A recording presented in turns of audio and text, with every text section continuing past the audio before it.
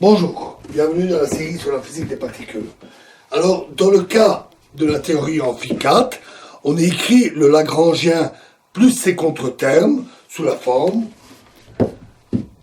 L plus un delta L est égal à un demi d mu phi au carré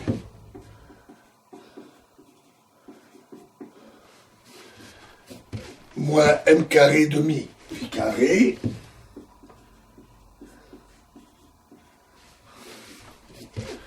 moins lambda sur 4 factoriel phi 4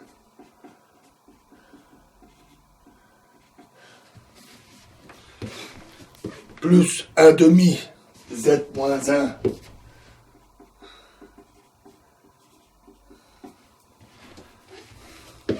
fois d mu phi carré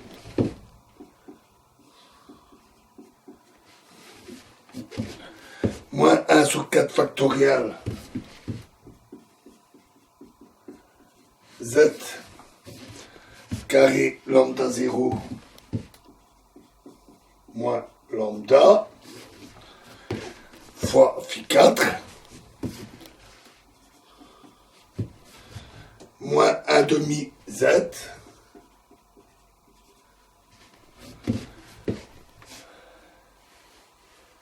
fois d mu phi carré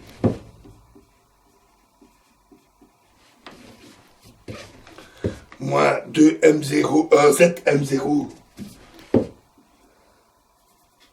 moins zm0 carré sur 2 phi carré moins z carré lambda 0 sur 4 factoriel fois phi 4 moins 1 demi d mu phi 0 carré moins m0 carré demi phi 0 carré moins lambda 0 sur 4 factoriel fois phi 0 4 avec phi 0 qui est z exposant 1 demi phi. Il est quelquefois appelé le Lagrangien renormalisé. C'est une dénomination un peu malheureuse puisque ses coefficients sont infinis. Le Lagrangien LR renormalisé a la même expression que le Lagrangien initial au remplacement près phi en phi 0, lambda en lambda 0 et m en m0.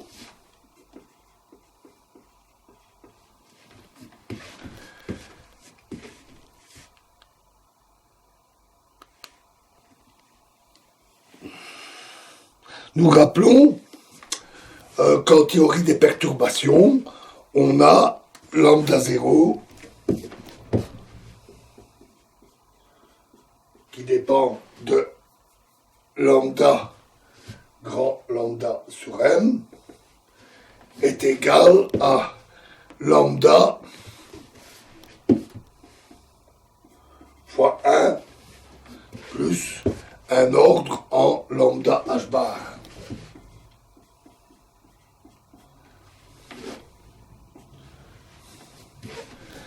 M0 lambda grand lambda sur m divisé par m égale à 1 plus un ordre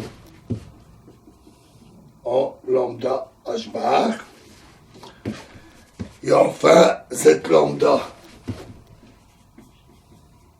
grand lambda sur m est égal à 1 plus un ordre en lambda carré h bar carré. Notons que la dernière relation est une particularité de l'interaction en phi 4 parce qu'a priori on s'attendrait plutôt à un ordre en H bar. Le fait que la renormalisation conduit à une redéfinition des paramètres implique que les fonctions de Green non renormalisées, ou dites nues, et renormalisées sont reliées par GRN fois P1, pas fois 2P1 jusque PM M lambda est égal à Z exposant moins N demi G de Gn régularisé de P1Pn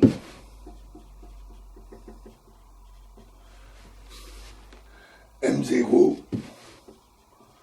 lambda 0 grand lambda et gamma régularisé M, les mêmes paramètres, est égal à Z exposant N demi gamma régularisé M, même paramètre. Ces relations sont valides respectivement pour les fonctions connexes et les fonctions propres. En effet, les fonctions connexes renormalisées sont calculées à partir du Lagrangien LR égale L plus delta L en ajoutant un terme source J-phi. Tandis que les non renormalisées peuvent être calculées à partir de LR en présence d'une régularisation et un couplage à phi 0, c'est-à-dire J phi 0. En prenant les dérivés par rapport à J, cela conduit à la relation annoncée. La limite grand lambda tend vers l'infini est implicite sur le côté droit. Finalement, les fonctions propres sont obtenues après élimination des diagrammes réductibles à une particule, opération qui commute avec la renormalisation, et l'amputation par le propagateur, renormalisé ou non renormalisé, respectivement, d'où le changement dans la puissance de Z. Jusqu'ici,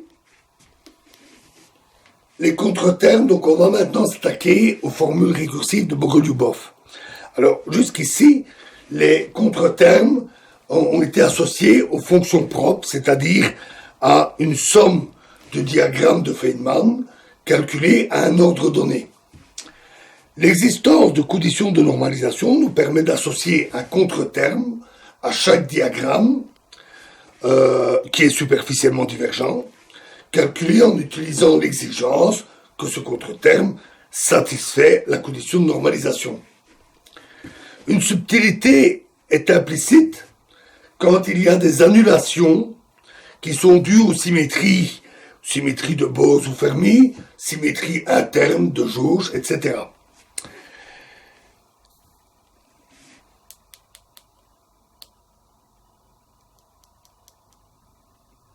Donc, les diagrammes individuels peuvent être plus divergents que leur somme à un ordre donné, à cause de ces annulations. Dans ce cas, il est plus sûr de considérer seulement les ensembles de diagrammes qui exhibent les annulations. Les ensembles invariants de jauge, par exemple en électrodynamique. On va éviter cette complication non essentielle dans la suite en se restreignant au cas de la théorie scalaire sans dérivée. Analysons maintenant l'effet des contretermes d'ordre inférieur sur un diagramme de Feynman propre G. En effet, G peut contenir des sous-diagrammes qui sont superficiellement divergents. Ce diagramme gamma avec oméga gamma supérieur ou égal à 0. À chacun de ces sous-diagrammes, on peut associer un contreterme d'ordre H bar sur L. H bar L, pardon. Où L est le nombre de boucles du diagramme gamma. Soit IG,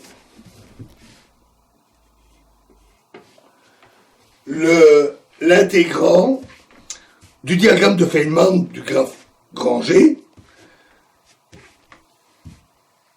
dans l'espace-moment. On note RG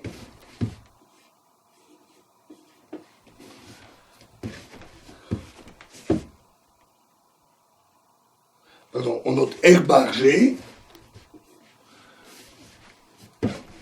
celui quand tous les contretermes d'ordre inférieur ont été pris en compte. Et enfin, on note RG,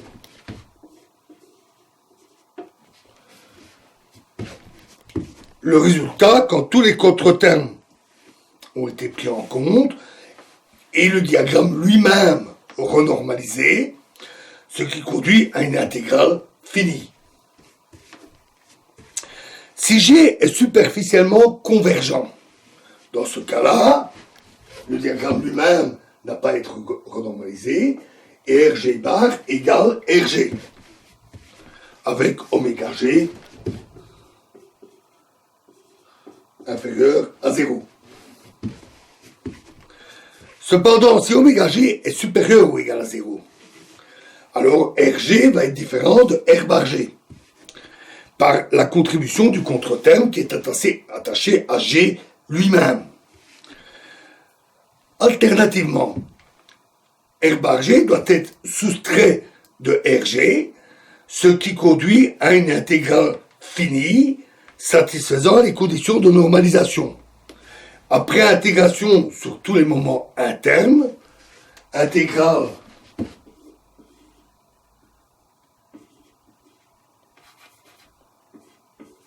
RG moins RG bar doit être un polynôme de degré inférieur ou égal à oméga G, puisque on a là la partie des divergences propres au graphe G. Et donc, il doit être un polynôme de degré inférieur à oméga G en les moments externes indépendants de grand G. Dans le cadre de la renormalisation intermédiaire, donc soustraction au moment 0, RG bar moins RG,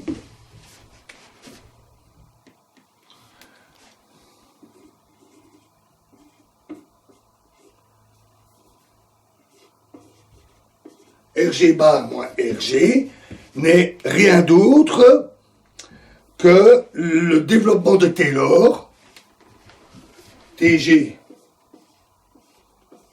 de RG bar, en les moments externes à l'origine, à l'ordre oméga G inclus. Et donc, on écrit que RG